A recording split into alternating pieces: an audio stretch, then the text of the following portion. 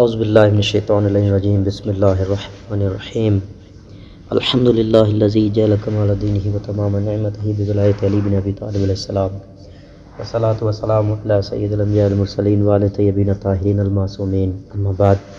فقد قال امیر المؤمنین علی بن ابی طالب علیہ السلام بسم اللہ الرحمن الرحیم اما بعد فقد علمت ما وان کتمت ما انی لم اور الناس حتی ارادون۔ ناظرین عام قدر سامعین محترم، السلام علیکم ورحمۃ اللہ۔ درس نہج البلاغہ کا خط نمبر 54 آپ ازدن کی بارگاہ میں حاضر ہے۔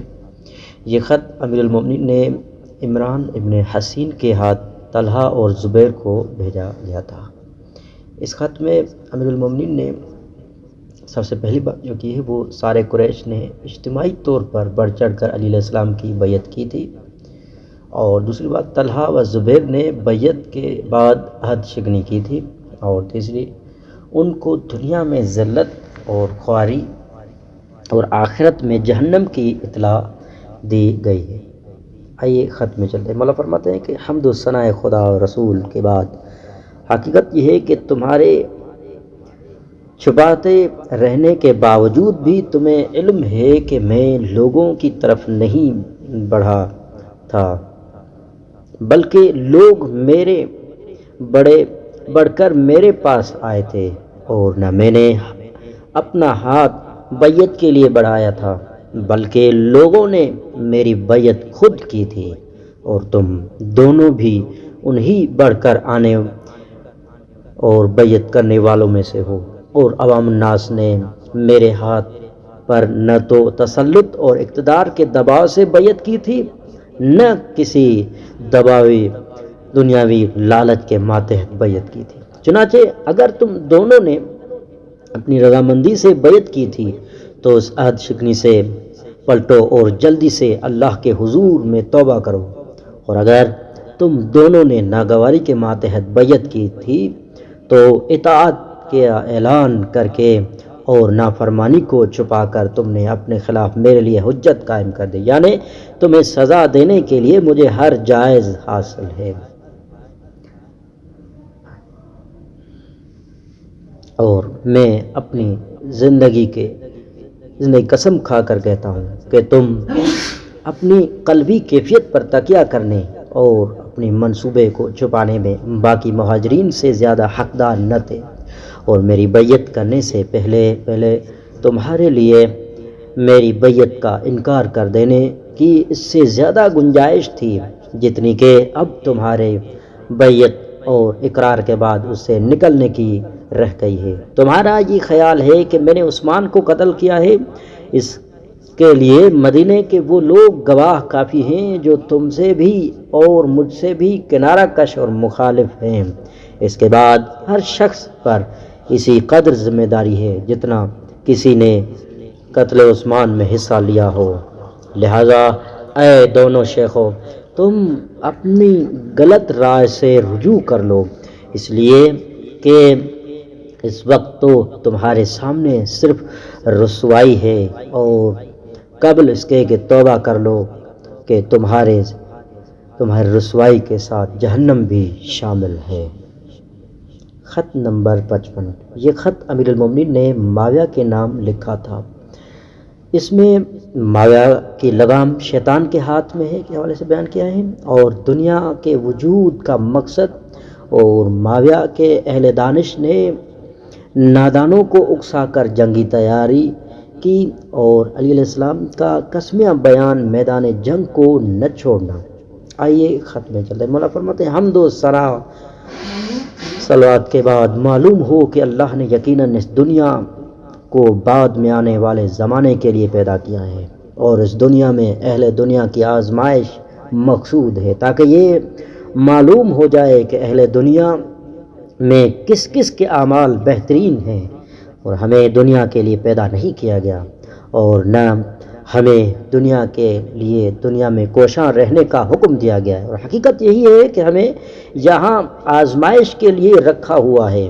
اور درست یہ ہے کہ اللہ نے تیرے ذریعے سے میری اور میرے ذریعے سے تیری آزمائش کی ہے، چنانچہ ہم دونوں کو ایک دوسرے پر حجت قرار دیا ہے۔ چنانچہ تو نے قرآن کی غلط تفہیم کے ذریعے سے دنیا حاصل کرنا شروع کر دی اور مجھ سے وہ کچھ طلب کرنا شروع کر دیا جس میں میرے ہاتھ اور میرے زبان دونوں ملوث نہیں ہوئے، مگر تم نے اور اہل شام نے مل کر اسے میرے ذمے لگا دیا۔ تمہارے علماء نے لا علم لوگوں کو اور لیڈروں نے بیٹھے ہوئے لوگوں کو جنگ کے لیے آمادہ کر دیا۔ تم اے معاویہ اپنی جان کے متعلق خوف خدا سے کام لو اور شیطان سے اپنی لگام چھڑا لو اور دنیا سے مڑ کر آخرت کی طرف اپنا منہ گھما لو، کیونکہ آخرت ہی تمہارے اور تمہارے طریقوں کے مطابق ہے۔ اس بات سے ڈرو کہ کہیں اللہ تمہیں کسی ناگہانی آفت میں نہ جکڑ لے جس سے تمہاری جڑ ہی اکھڑ جائے اور تمہاری نسل ہی منقطع ہو کر رہ جائے۔ لہذا میں تمہارے معاملے میں اللہ کے نام کا حلف اٹھاتا ہوں، ایسا حلف جس کو ٹوٹنے کی گنجائش نہیں ہے، کہ اگر مجھے اور تمہیں تقدیر کے جمع کرنے والے نے ایک جگہ اکٹھا کر دیا تو اس وقت تک تمہارے مقابلے میں میدان نہ چھوڑوں گا جب تک کہ اللہ ہمارے درمیان فیصلہ نہ کر دے، اور وہ تمام فیصلہ کرنے والوں سے اچھا فیصلہ کرنے والا ہے۔ خط نمبر 56۔ یہ خط امیر المومنین نے اس تحریر کے ذریعے سے شریح ابن ہانی کو وصیت کے طور پر ہدایت دی، جبکہ ملک شام کو جانے والی فوج کے مقدمے کا انہیں سردار بنایا تھا اور اپنی نگرانی کرنے اور خود پر قابو رکھنے کے لیے چند ہدایت کی ہے۔ یہ مختصر خط ہے۔ مولا فرماتے ہیں صبح ہو یا شام ہو ہر وقت اللہ کے سامنے ذمہ دار رہنا اور اپنی ذات کے لیے اس فریبی دنیا سے ڈرتے رہنا اور کسی حال میں بھی دنیا سے بے فکر نہ ہو جانا، اور یہ سمجھ رکھو کہ اگر تم نے کسی ناگواری کے ڈر سے اپنے نفس کو ان بہت سی باتوں سے نہ روکا جو تمہیں محبوب ہیں تو پھر تمہاری نفسانی خواہشیں تمہیں بہت سے نقصان والی باتوں پر رضامند کر لے گی۔ لہذا تم اپنے نفس کو روکنے اور ٹوکنے کا عادی بنائے رکھو اور غصے کے عالم میں اپنی تگ ودو کو دباتے اور کچلتے رہنا۔ خط نمبر 57۔ یہ خط امیر المومنین نے اہل کوفہ کے نام مدینے سے بصرہ جاتے ہوئے لکھا تھا، جس کے بعد جنگ جمل واقع ہوئی تھی۔ اس خط میں امیر کائنات امیر المومنین علی بن ابی طالب علیہ السلام فرماتے ہیں، حمد و ثنا خدا رسول کے بعد سنو کہ میں اس رٹھان یعنی عارضی بستی سے نکل کر کھڑا ہوا ہوں، یا تو میں ظالم کی حیثیت میں نکلا ہوں یا مظلوم کی حیثیت سے، اور یا میں باغی کی حیثیت سے نکلا ہوں یا مجھے باغیوں نے نکالا ہے۔ بہرحال جن لوگوں تک میرا یہ خط پہنچے انہیں اللہ کا واسطہ دیتا ہوں کہ وہ فوراً آئیں، اگر میں برسر حق ہوں تو میری مدد کریں، اور اگر میں برسر ناحق ہوں تو مجھے حق کی طرف موڑیں۔